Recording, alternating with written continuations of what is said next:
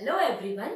Let's start new chapter 14 factorization from NCERT book of class 8. Today I am going to give you intro of this chapter, introduction. तो what is factorization? आप normally जो natural numbers हैं, natural numbers तो आपको पता ही है किसको बोलते हैं हम, natural numbers हम किसको बोलते हैं, counting numbers को बोलते हैं.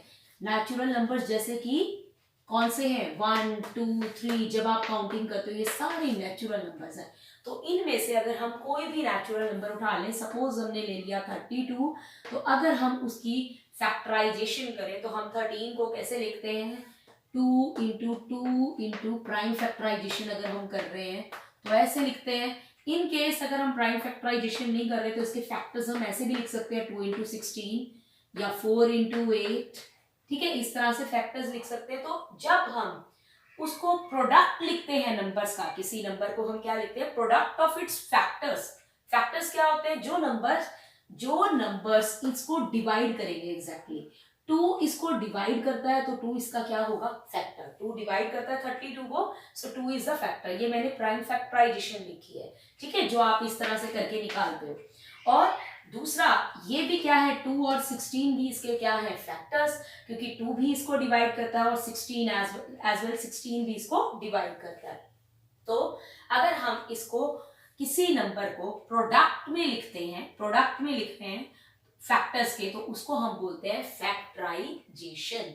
तो जिस तरह से हम नंबर्स की फैक्टराइजेशन करते हैं उसी तरह से हम अलजेब्रिक एक्सप्रेशन की भी फैक्टराइजेशन कर सकते हैं. तो इस चैप्टर में आप फैक्टराइजेशन किसकी पढ़ोगे, अलजेब्रिक एक्सप्रेशंस की. सपोज मैं आपका कोई मोनोमियल लेके दिखाती हूँ, जैसे 5xy. तो अगर आपको इसकी फैक्टराइजेशन लिखनी है तो आप इसके फैक्टर्स बनेंगे 5x एंड y. तो ये किस किस का प्रोडक्ट है, ये 5 का, x का और y का प्रोडक्ट है. अब मैंने इसको कैसे लिख दिया, इसके, क्योंकि देखो 5 इसको डिवाइड करेगा ना, अगर मैं 5 लिखूं यहां तो 5 इसको डिवाइड करेगा. ठीक है, तो 5 भी डिवाइड करेगा. इसी तरह से x भी इसको डिवाइड करेगा, x से x कैंसिल हो जाएगा, y भी करेगा.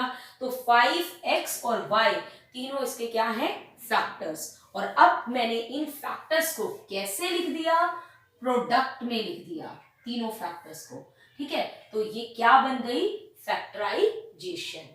इसी तरह से आप और नंबर्स को भी लिख सकते हैं. अभी मोनोमियल्स के करेंगे और उसी से रिलेटेड बताऊंगी. उसके बाद हम बायनोमियल, ट्राइनोमियल कैसे सॉल्व करते हैं, then I will tell you. तो अब इसी तरह से 6x क्यूब y, तो हम इसको कैसे लिखेंगे, 6 into x into x into x into y. Cube था तो हमने 3 टाइम्स x लिख दिया. ईच ऑफ दिस फैक्टर, ये पहले तो ईच जो है ये are known as its factors, क्योंकि इंडिविजुअली अलग अलग 6 इसको डिवाइड करेगा, x इसको डिवाइड करेगा. तो जो भी है ये सभी इनको डिवाइड कर रहे हैं इस एक्सप्रेशन को. इसका मतलब these all are its factors. And when all the factors of the term expression are written in the product में लिख देते हैं, then it is known as factorization. ठीक है, तो अब हम बात करेंगे कॉमन फैक्टर्स की. कॉमन फैक्टर्स कैसे निकाले जाए. अब हम कंसेप्ट ऑफ कॉमन फैक्टर्स की बात कर रहे हैं. कॉमन मींस, कॉमन सीधी सी बात है, जो 2 या 3 टर्म्स में सब में एक जैसा हो, एक जैसा है तो वो कॉमन है. ठीक है, तो यहाँ पर हम एक टर्म की बात नहीं करेंगे, एक टर्म लेंगे हम मोनोमियल ही, लेकिन हम एक्सप्रेशन एक से ज्यादा लेंगे. सपोज हमने ले लिया 6x 12y. I have taken 2 expressions. ठीक है, 2 मोनोमियल एक्सप्रेशंस ले लिए मैंने और मुझे बताना है इनमें कॉमन फैक्टर्स क्या हैं. तो जैसे आप नॉर्मली नेचुरल नंबर्स में करते थे, कॉमन फैक्टर्स निकालते थे, हाईएस्ट कॉमन फैक्टर निकालते थे. तो हाईएस्ट कॉमन नहीं निकालना है, सिर्फ कॉमन निकाल के छोड़ देना है. अभी तो कैसे निकालना है, सबसे पहले आपने जो पहला एक्सप्रेशन है उसके फैक्टर्स लिखने हैं 6 इंटू एक्स. आप इसको फर्दर भी ब्रेक कर सकते हैं. You can write it as 2 into 3 into x. इसी तरह से आपने 12y के भी फैक्टर्स बनाने हैं. 12y के फैक्टर्स हो जाएंगे 2 इंटू 2 इंटू 3 इंटू y. ठीक है, तो ये फैक्टर्स बन गए। अब हमें इनमें से कॉमन फैक्टर्स चूज करने हैं कि इन दोनों एक्सप्रेशंस में कॉमन क्या है। तो कॉमन क्या है, एक तो 2 दोनों में आ रहा है ये वाला, ठीक है, और एक 3 भी इनका मैच हो रहा है, एक 3 इसमें एक 3 इसमें, ये मैच हो गया, एक फैक्टर और कॉमन आ गया। तो कॉमन फैक्टर्स में हमारे पास 2 ही आए हैं, इसमें x है इसमें y है, इसमें एक 2 है पर दूसरा 2 इसमें नहीं है। सो कॉमन फैक्टर्स हमारे क्या हो जाएंगे, यहाँ पर एक तो आ गया 2 और एक आया है 3, तो 2 3s are 6। So common factor of these 2 expressions is 6, तो आंसर इज 6। इस तरह से हम कॉमन फैक्टर्स निकालते हैं। और जिस तरह से मैंने यहाँ पर 2 एक्सप्रेशन लिए हैं, 3 एक्सप्रेशन भी आ सकते हैं, 4 भी आ सकते हैं। हम उन सब में फैक्टर्स लिखेंगे और देखेंगे क्या चीज सब में एक जैसी है, वो आपका कॉमन फैक्टर में आएगा। So let's start exercise 14.1 question number C. Question number 1, find the common factors. और आपको मैंने 2 पार्ट्स लिखे हैं, फर्स्ट और थर्ड। अभी फर्स्ट पार्ट करते हैं। यहाँ पर आपको कॉमा लगा हुआ है, इसका मतलब आपको 2 एक्सप्रेशंस गिवन है, 2 expressions are given to you and दोनों एक्सप्रेशंस में सिंगल टर्म है। This is also monomial, this is also monomial. तो आप सबसे पहले इनके अलग अलग फैक्टर्स निकालेंगे 12x और 36 के, और फिर देखेंगे कि कॉमन क्या है। तो 12 के फैक्टर्स अगर आप करेंगे तो आप इस वे से प्राइम फैक्टराइजेशन से निकाल सकते हैं। तो अदरवाइज आप इसको ऐसे भी लिख सकते हैं, क्योंकि पूरा का पूरा 12 कॉमन आ रहा है। लेकिन अगर मान लो कि किसी में 12 से कम आ रहा है, तो आपको इसको खोल के भी लिखना पड़ेगा। अभी तो मुझे पता है 12 के टेबल में ही ये आ जाएगा, तो पूरा मैंने 12 ले लिया है, ठीक है। अदरवाइज अब आपका दोनों में क्या कॉमन आ गया, 12। तो कॉमन फैक्टर यहाँ पर क्या आ गया, 12। आपको मैं दूसरे मेथड से भी करके दिखाती हूँ कि जब आप सारा खोल के करेंगे। देखो 12x के फैक्टर्स मैंने लिख दिए 12 इंटू एक्स, 36 के लिख दिया 12 3s are 36। तो आप दोनों में 12 कॉमन आ गया। इन केस आप इस मेथड से नहीं कर रहे हो, आप प्राइम फैक्टराइजेशन कर रहे हो और सभी फैक्टर्स लिख रहे हो, तब भी आपका आंसर 12 आएगा। कैसे आपको बताते हैं। 12 के फैक्टर्स हुए 2 into 2 into 3, 2 2s are 4, 4 3s are 12। आगे एक x भी है।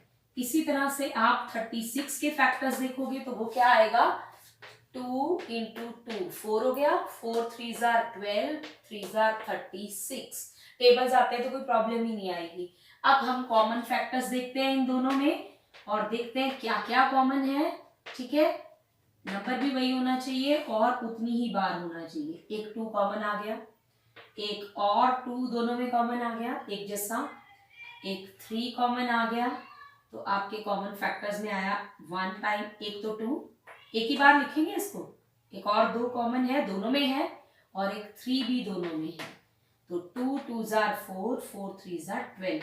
तो देखो आप आंसर वही आ रहा है, ठीक है। तो आप अगर आपको प्रॉब्लम है तो आप इस तरह से खोल के भी कर सकते हैं। अब थर्ड क्वेश्चन, प्रैक्टिस के साथ अगर आपको टेबल्स आते हैं तो आप सीधा देख जाओगे कि दोनों 12 के टेबल में आ रहे हैं, तो 12 कॉमन आएगा। अदरवाइज आप इस मेथड से कर सकते हैं।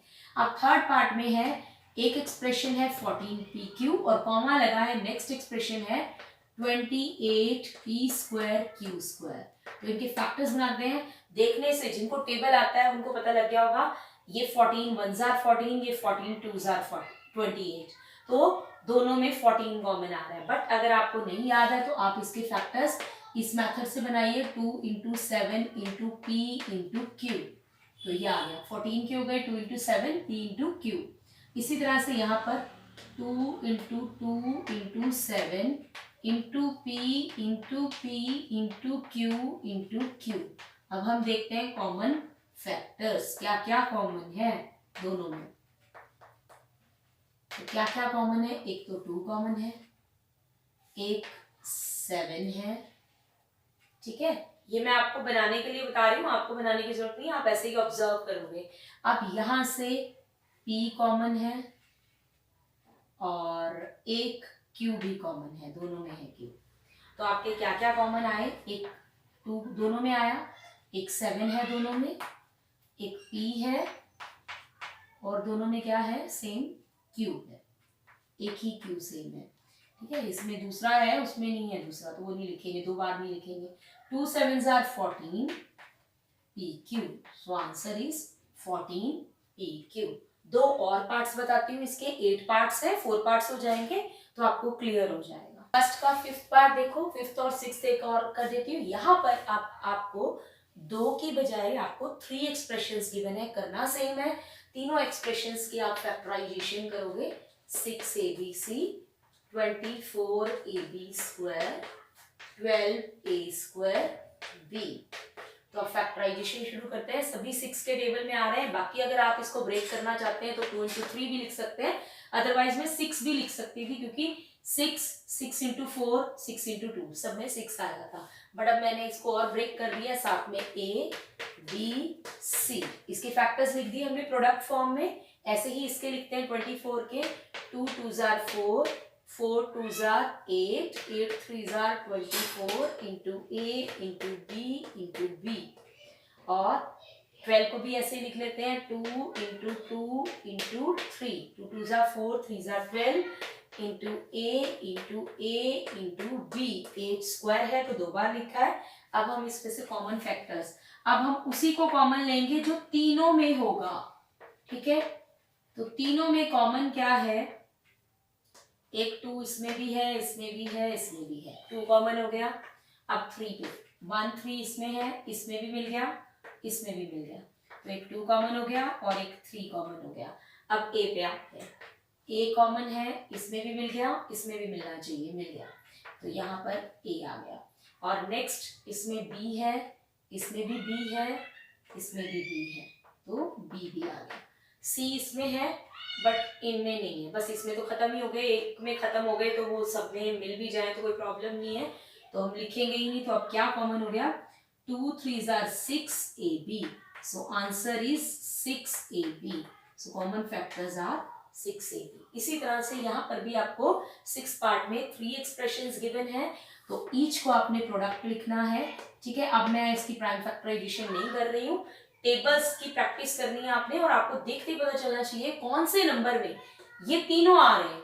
तो 4 के टेबल में ये तीनों आ रहे हैं तो आप 4 के एक्सप्रेशंस में लिख दीजिए। इसको लिख सकती हूँ मैं 4 into 4 into x into x into x, x cube है, और -4x स्क्वायर को मैं लिख सकती हूँ माइनस इंटू मत लिखो, -1 इंटू कर दो। ठीक है, कि माइनस को अकेला मत लिखो, उसके साथ नंबर लिख दो, एक 1 इंटू। अब 4 into x into x, similarly 32x 4 into 8। ठीक है, 8 को आगे मैं अभी ब्रेक कर देती, 4 की टर्म्स में लिखते, 4 into 4 into 2, 4 4s are 16 2s are 32। याद, अब एक 4 हमें तीनों में मिल गया, तो कॉमन फैक्टर्स लिखना शुरू करते हैं और देखते हैं और क्या क्या कॉमन है। 4, और देखो एक और 4 है इसमें, फिर इसमें भी है एक और 4 नहीं है, फिर कॉमन नहीं ले सकते। ठीक है, क्योंकि यहाँ पर तो है, यहाँ दूसरा 4 नहीं है, यहाँ भी है, तो तीनों में होना चाहिए, तो इस 4 को नहीं हम ले सकते। अब लेते हैं x इसमें है, इसमें भी मिल गया, इसमें भी मिल गया। अब इसमें एक और x है, इसमें भी एक और x है, लेकिन इसमें नहीं है, तो हम नहीं ले सकते। ठीक है, तो आंसर इज 4x। ठीक है, तीनों में जो कॉमन होगा वही लेना है। अगर उधर एक और x मिल रहा है तो बाकियों में भी और होना चाहिए, तो इन दोनों में तो एक और x मिल जाएगा, लेकिन यहाँ नहीं मिलेगा, so we can not take one more x here common, so we will leave it here. So this is how you can find out the common factors of the given expressions which are monomials. Either these are 3 terms or 4 terms, 4 expressions, 3 expression दियो, 4 दियो, 2 दियो, आप सबके अलग अलग factors निकालकर उनमें से कॉमन फैक्टर्स को निकालकर मल्टीप्लाई करोगे तो you will get your answer. I hope आपको समझ आ गया होगा. Thanks for watching the video.